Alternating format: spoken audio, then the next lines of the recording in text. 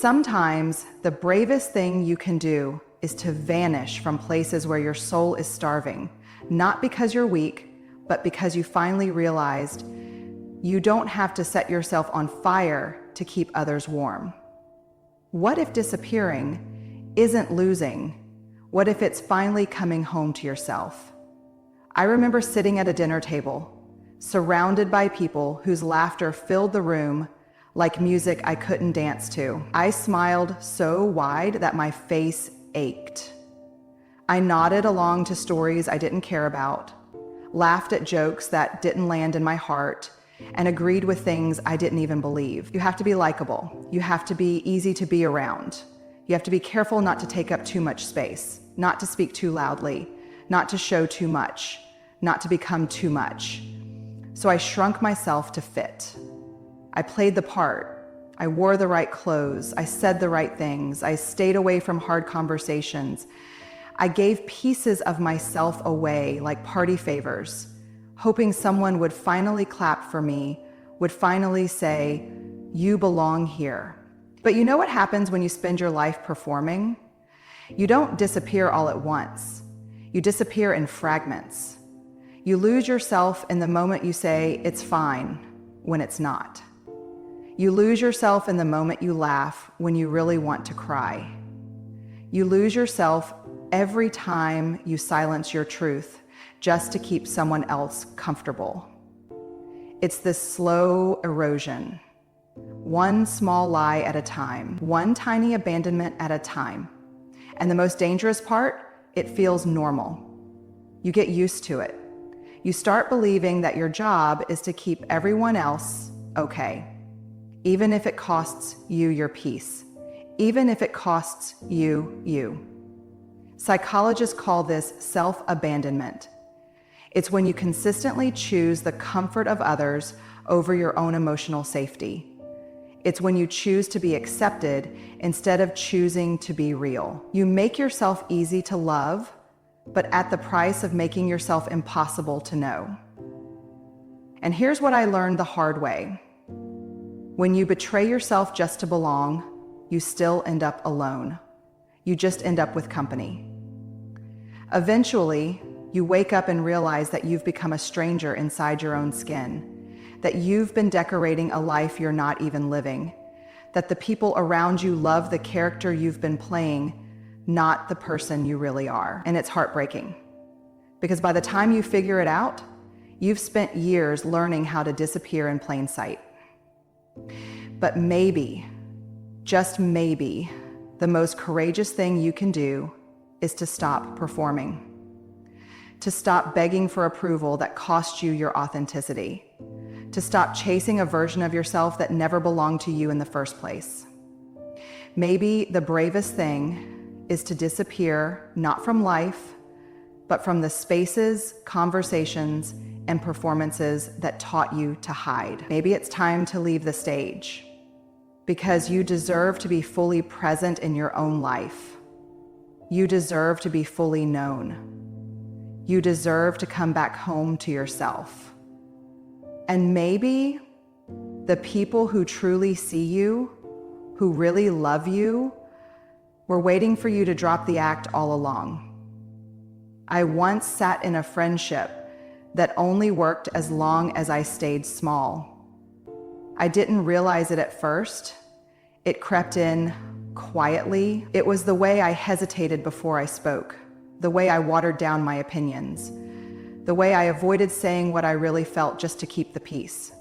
I became fluent in silence, not because I didn't have words, but because I learned over time that my words didn't feel welcome.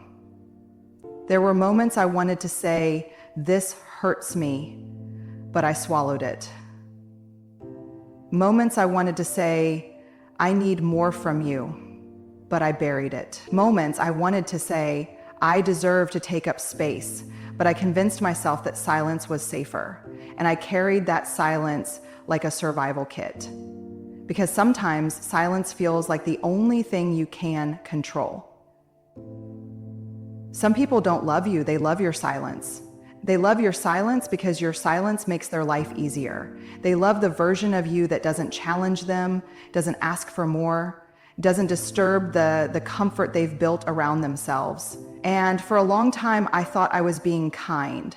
I thought I was being patient. I thought I was being strong by staying quiet. But you know what I was actually doing? I was abandoning myself. There's a brutal kind of loneliness in being surrounded by people who like the quiet version of you, but wouldn't know what to do with the real one. It's a loneliness that sits in your chest even when the room is full. It's the loneliness of being unseen. From a trauma perspective, we know that silence is often a learned survival response. When you grow up in spaces where your feelings are dismissed, or your needs are met with punishment or withdrawal, you learn quickly that silence is safer than speaking. But here's what no one tells you. Silence might keep you safe, but it will also starve you. It will starve your relationship. It will starve your self-worth. It will starve your sense of aliveness. Sometimes disappearing isn't about running away from people. It's about walking away from the places where your voice is not safe. It's about creating distance from the tables where your silence is a requirement for your seat. There comes a point when you realize that silence is no longer serving you. It's suffocating you. And you begin to understand that the cost of silence is too high. You can't afford to keep shrinking just to stay close to people who can only hold you when you're invisible. Walking away from those spaces isn't cruelty. It isn't bitterness, it isn't punishment, it's self-rescue. And if that means some people are uncomfortable with your absence, let them be. If that means some people will call you distant or difficult or selfish, let them. Because the people who love you for your silence are not the people who will celebrate your voice. The most radical thing you can do for your healing is to step back from spaces that feed on your silence. You are not here to be an echo. You are not here to be background noise in someone else's story. You are here to speak, to feel, to stand in the fullness of who you are without apology. And when you disappear from the conversations where your voice was never welcome, you don't lose connection. You finally begin to find it. I remember sitting in a relationship where I kept whispering to myself, maybe if I just give it one more chance, maybe if I hold on a little longer, maybe if I try just a little bit harder, things will finally change. It's almost terrifying how long we can convince ourselves to stay, how long we can live in the space between hope and reality, how long we can cling to the version of someone we wish they were instead of seeing the version that's actually standing in front of us. We don't talk about this enough. How staying can become its own form of self-betrayal. How endurance can be a quiet kind of death. We get so tangled up in what we've invested, the years, the memories, the emotional labor, that we forget to ask the simplest question: is this still good for me? We glorify staying. We call it loyalty. We call it love. We call it commitment. But sometimes what we're actually doing is hanging on to a fantasy because facing the truth would break us. Sometimes we don't want to leave because leaving would mean we'd have to grieve the future we had planned. The wedding, the house, the growing old together, the story we were so sure was meant to be ours. It's a grief we don't always know how to hold. We say to ourselves, but we've been through so much. I've already poured so much of myself into this. It has to work. It has to get better. But here's the brutal, tender truth. The amount of time you've spent somewhere does not obligate you to stay. Time invested is not a life sentence. In psychology, there's something called sunk cost fallacy. It's this cognitive trap where we continue a relationship, a job, a friendship, not because it's working, but because we've already spent so much time or energy that walking away feels like failure. We don't want to waste what we've poured in. So we keep pouring, even if the cup has holes, even if nothing stays. The problem is, the longer we stay out of guilt, the more we lose ourselves in the process. We think leaving is cruel. We think staying is love. But sometimes, staying is the real betrayal. Because you betray the little voice inside you that's been whispering, "This is not enough for you." You betray your own needs. You betray your own growth. You betray your own potential for real joy, for honest connection, for peace. And here's the hardest thing to swallow. Sometimes we stay because we're addicted to potential, because the version of them we've built in our minds is kinder, more loving, more capable than the one who's actually there. We don't fall in love with people, we fall in love with their possibility. And that is what despair does. But living in potential will drain you. Because potential doesn't hug you when you're crying. Potential doesn't show up for the hard conversations. Potential doesn't choose you, not really. Sometimes the bravest thing you can do is to let go of what you wanted it to be and tell yourself the truth about what it actually is. Leaving isn't giving up. Leaving isn't weakness. Leaving is often the moment you finally choose yourself. And if that means starting over, if that means sitting in silence, if that means grieving what could have been, let it. There is no prize for surviving spaces that are killing your spirit.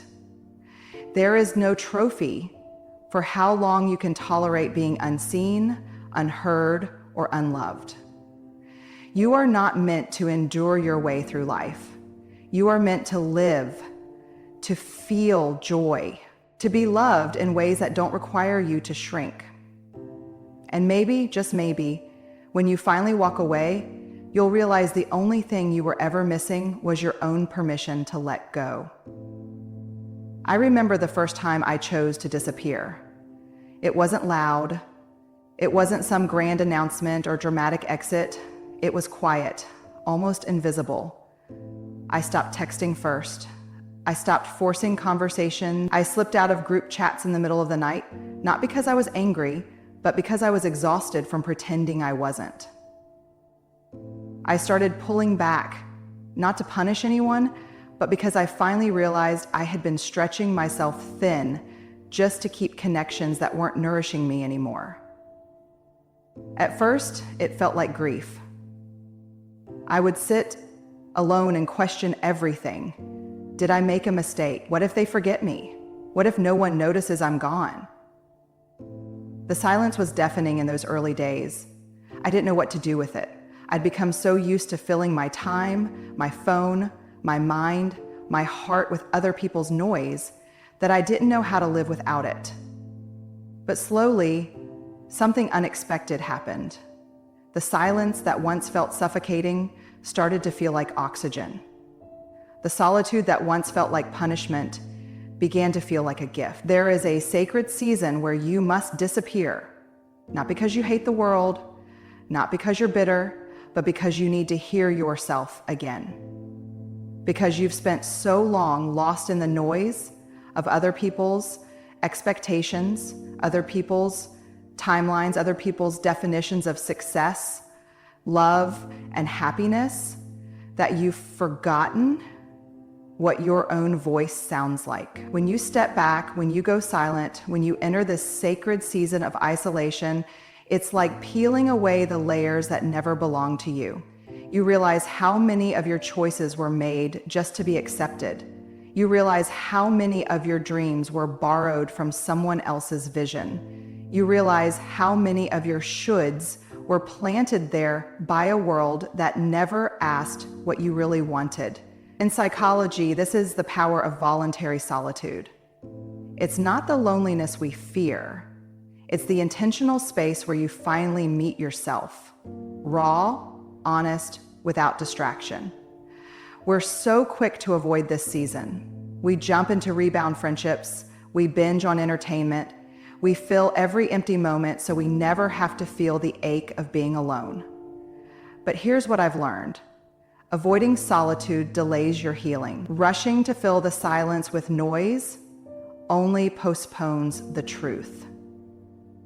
When you choose to disappear for a season, you make room to sort out what's actually yours and what you've been carrying just to keep other people comfortable. You start to notice the habits that were numbing you. You start to hear the stories you've been telling yourself on autopilot. You start to sit with the grief you've buried under busyness. It's uncomfortable, it's tender, it's slow, but it's the most honest work you will ever do. Because when you step into isolation with intention, you don't just come back the same person who left. You come back grounded. You come back clearer. You come back unwilling to trade your peace for anyone's approval. And not everyone will understand your disappearing act. Some will think you're distant. Some will think you've changed. Some will even resent you for stepping away from roles you were never meant to carry forever. But that's not your burden to hold. The sacred season of isolation is not about making sense to others. It's about making sense to yourself. It's about choosing peace over performance. It's about building a life that feels like home, not one that just looks good from the outside.